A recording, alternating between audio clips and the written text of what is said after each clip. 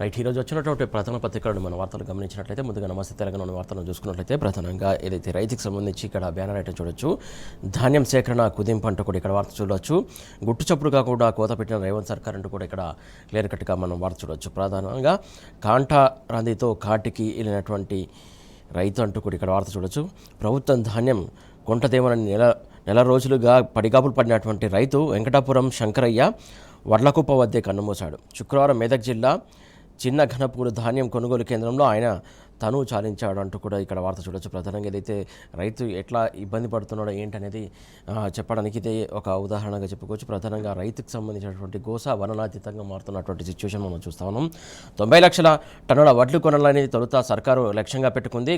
కాకపోతే దాంట్లో 15 లక్షల టన్నులు తగ్గించుకున్న ప్రభుత్వం అలాగే 75 లక్షలే సేకరించాలనే ప్లాన్ వేసింది.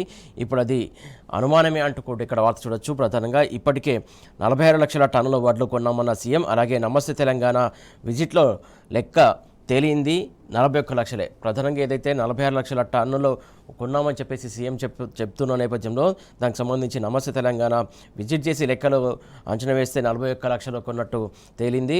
ప్రధానంగా దీనికి సంబంధించి ఏదైతే ఇటు కేటీఆర్ కూడా కౌంటర్ వేశారు. 80% కొంటే దేనికైనా రెడీ అంటూ కూడా బీఆర్ఎస్ వర్కింగ్ ప్రెసిడెంట్ కేటీఆర్ కూడా సవాల్ చేసినటువంటి అంశం సంబంధించి ఇక్కడ క్లియర్ కట్గా చూడవచ్చు. ప్రధానంగా ఏదైతే నెలాఖరు వరకు గడువు పెట్టుకున్న కాంగ్రెస్ సర్కారు ఇంకో 10 లక్షల టన్నులు వడ్లు కొంటే మహా ఎక్కువ అంటూ కూడా ఇక్కడ వార్త చూస్తున్నాం. మొత్తం 50 లక్షల టన్నులతోనే సరిపెట్టే యోచనలో కాంగ్రెస్ సర్కారు ఉందంటూ కూడా చెప్తున్నటువంటి అంశం. లెక్కలతో సహా చూడవచ్చు. ఇక్కడ లెక్కలు తెలియని సీఎం అంటూ కూడా తొలి లక్ష్యం ఏదైతే 90 లక్షల టన్నులు పెట్టుకున్నారో కాకపోతే 90 లక్షల టన్నుల సేకరణకు 23,000 కోట్లతో మా ప్రభుత్వం సిద్ధంగా ఉందని చెప్పేసి మే 13న మంత్రి ఉత్తమ్ ప్రకటించారు. అలాగే మళ్ళీ లక్ష్యం మారింది 75 లక్షల టన్నులు అని చెప్పేసి మే 21 మీడియాతో సీఎం రేవంత్ రెడ్డి చెప్పినటువంటి అంశం. వచ్చిన వాటిలో 80% ఇప్పటికే కొన్నాం. మొత్తం 46 లక్షల టన్నులు ధాన్యాన్ని సేకరించామని చెప్పేసి సీఎం రేవంత్ రెడ్డి చెప్పిన దానికి మీరు 80% కొంటే దేనికైనా రెడీ అంటూ కూడా ఇక్కడ కేటీఆర్ సవాల్ చేశారు. ప్రభుత్వం పంట కొన్నట్టు నిరూపించు రేవంత్కు కేటీఆర్ సవాల్ చేసినటువంటి అంశం సంబంధించి ఇక్కడ క్లియర్ కట్గా చూడొచ్చు. కొడంగల్లో అయినా సరే రాష్ట్రంలో ఇంకెక్కడైనా సరే 80% వడ్లు కొన్నట్టు నిరూపిస్తే ఏ శిక్షకైనా మేము సిద్ధమంటూ కూడా కేటీఆర్ చెప్పారు, సవాల్ వేశారు. దీనికి సంబంధించి కూడా మీరు శ్వేతపత్రం విడుదల చేయాలంటూ కూడా ఆయన డిమాండ్ చేశారు. అన్నపూర్ణ లాంటి తెలంగాణ నేడు తల్లడిల్లుతున్నదంటూ కూడా ఆయన చెప్పుకొచ్చినటువంటి అంశం. మీకు భూముల దోవిడిపై ఉన్నటువంటి శ్రద్ధ రైతులపైన లేదేంటి అంటూ కూడా బీఆర్ఎస్ వర్కింగ్ ప్రెసిడెంట్ కేటీఆర్ మాట్లాడినటువంటి అంశం సంబంధించి క్లియర్ కట్గా చూడొచ్చు. 90 లక్షల టన్నుల్లో 80% అంటే 72 లక్షల టన్నులు, 75 లక్షల టన్నుల్లో 80% అంటే 60 లక్షల టన్నులు. సీఎం మాటల్లోనే కొన్నామన్నది ఉంది తప్ప లెక్కల్లో మాత్రం తప్పు లెక్కలున్నాయి. 46 లక్షల టన్నులు మరి అది 80% ఎలా అవుతుందంటూ కూడా అడుగుతున్నటువంటి అంశం. అసలే గన్ని బ్యాగులు లేవు, హమాలీలు దొరుకుతలేరు, మార్కెట్లకు వచ్చినటువంటి ధాన్యాన్ని తూకానికి పెట్టేటోళ్ళు లేరు, కాంటా పెట్టిన వడ్లను లారీలోకి ఎత్తటోడు లేడు, ఎత్తిన లోడును దించేటోడు లేడు. నెలల తరబడి రైతులు మార్కెట్లోనే పడిగాపులు పడుతున్నారు, ఆడనే ఉంటున్నారు, పంటున్నారు.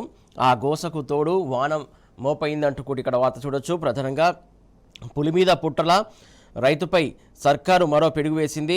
ధాన్యం సేకరణ లక్ష్యాన్ని కుదించుకుంది. ఏకంగా 15 లక్షల టన్నుల వడ్లను కొనుగోలు చేసే బాధ్యతలను తగ్గించుకున్నది. అంటే మొదట నిర్ణయించినటువంటి లక్ష్యంలో దాదాపు 16% ఇక కొనబోదు. మిగిలినదైనా ఈ ప్రభుత్వం కొంటదా అనేది కూడా అనుమానం వ్యక్తమవుతున్నటువంటి అంశం సంబంధించి క్లియర్ కట్గా చూడవచ్చు. ఇక మిగతా వార్త చూసుకున్నట్లయితే ఏదైతే కుతాంత్రాల దండయాత్ర అంటూ కూడా మరొక వార్త చూస్తున్నాం. తెలంగాణ నీటి హక్కుల దోపిడీకి చంద్రబాబు నిరంతర కుట్రలు పన్నుతున్నారంటూ కూడా ఇక్కడ వార్త చూడొచ్చు. ప్రధానంగా ఏదైతే 200 టీఎంసీల గోదావరి జలాల్ని తన్నుకుపోవడమే లక్ష్యంగా పెట్టుకున్నారు. బనకచర్ల కుట్రల్ని బయటపెట్టిన బీఆర్ఎస్ అలాగే నమస్తే తెలంగాణ ప్రజల్లోనూ తీవ్ర వ్యతిరేకత రావడంతో చంద్రబాబు వెనుకంజ వేశారు. రూపం మార్చి నల్లమల సాగర్ లింకు పేరుతో మరో పన్నాగానికి కుట్ర పన్నుతున్నారంటూ కూడా ఇక్కడ వార్త చూడొచ్చు. బీఆర్ఎస్ నిలదీతలు అలాగే ప్రజల పోరాటంతో అది కూడా విఫలమైంది.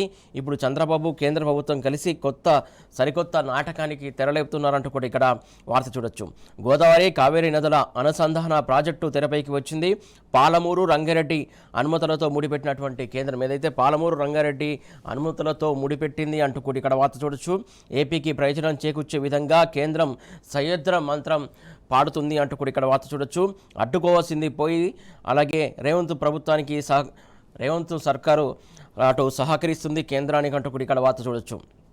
బనకచర్ల, నల్లమల సాగర్, గోదావరి కావేరీ లింకు అలాగే పేరేదైనా సరే మన నీటిని దోచుకెళ్లడమే ఆంధ్రప్రదేశ్ సర్కారు యొక్క కుట్ర పన్నుతోంది. ఆ కుట్రలో భాగంగా ప్రధానంగా దీనికి మూల కారణం ప్రధానంగా అటు కేంద్రం నుంచి వస్తున్నటువంటి ఆదేశాలు అటు ఆంధ్రప్రదేశ్కి లాభం చేకూర్చే విధంగా నిర్ణయాలు తీసుకుంటే దానికి తల ఊపుతున్నటువంటి తెలంగాణ సర్కారు, కాంగ్రెస్ సర్కారు, రేవంత్ రెడ్డి సర్కారు అని చెప్పేసి చెప్పుకునే పరిస్థితికి వచ్చినటువంటి అంశం. ప్రధానంగా ఇటు తెలంగాణకి ఎంత అన్యాయం జరుగుతున్నా కూడా నీటి వాటాల విషయంలో మాత్రం ఇటు కాంగ్రెస్ సర్కారు రేవంత్ అండ్ టీం కావచ్చు ఎవరు కూడా స్పందించని పరిస్థితి. ప్రధానంగా దీనికి సంబంధించి ఇంత కుట్ర పన్నుతున్నా కూడా బీఆర్ఎస్ ప్రధాన ప్రతిపక్ష పాత్రలో పోరాడుతుంది అంటూ చెప్పుకొచ్చినటువంటి అంశం క్లియర్ కట్గా మనకు అర్థమవుతుంది. మొదట పోలవరం, బనకచర్ల అన్నారు, తర్వాత పోలవరం నల్లమల సాగర్గా మార్చారు. ఇప్పుడు గోదావరి, కావేరీ అనుసంధానం తెరపైకి వచ్చింది. అలాగే గోదావరి నుంచి 200 టీఎంసీల నీటిని ఎత్తుకుపోవడానికి అనేక మారు పేర్లతో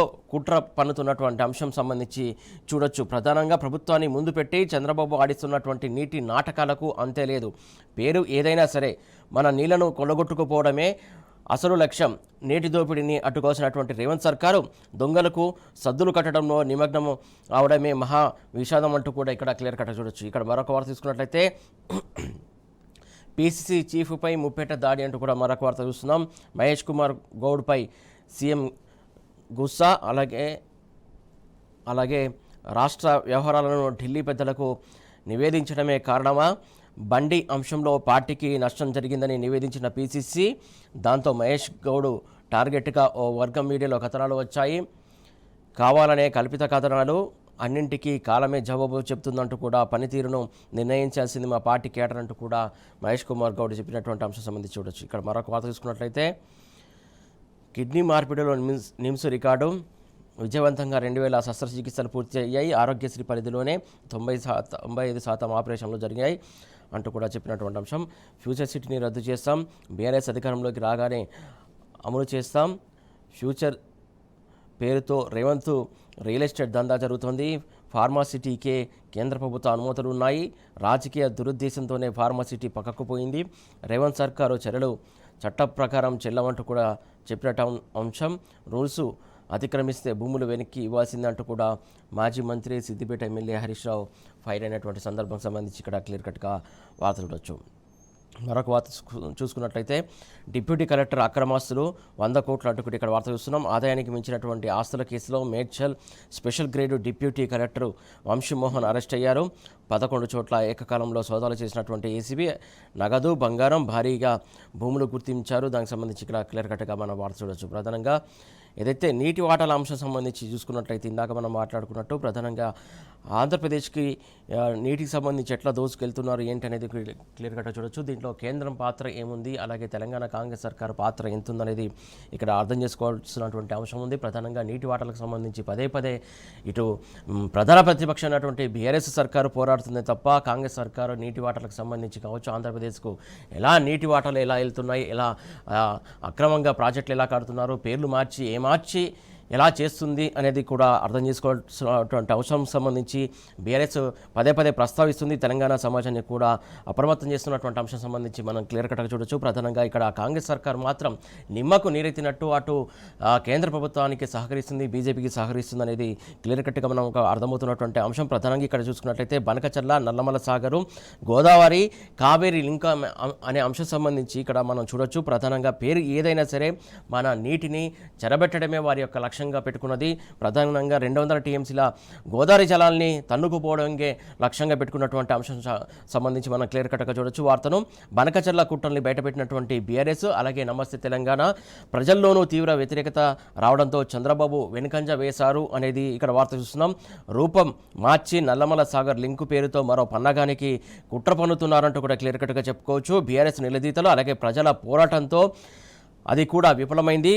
ప్రధానంగా ఇప్పుడు చంద్రబాబు అలాగే కేంద్ర ప్రభుత్వం కలిసి సరికొత్త నాటకానికి తెరలేపుతున్నారు. అటు కేంద్ర ప్రభుత్వం అలాగే ఆంధ్రప్రదేశ్ సర్కారు ఒక కొత్త నాటకానికి పేర్లు మార్చి నీటి దోపిడీకి పాల్పడడానికి కుట్రలు పన్నుతున్నారని చెప్పేసి అంశం సంబంధించి ఇక్కడ క్లియర్ కట్గా వార్త చూడొచ్చు. ఈ అంశాలకు సంబంధించి చూస్తున్నాం. ఈ అంశాలకు సంబంధించి విశ్లేషిద్దాం.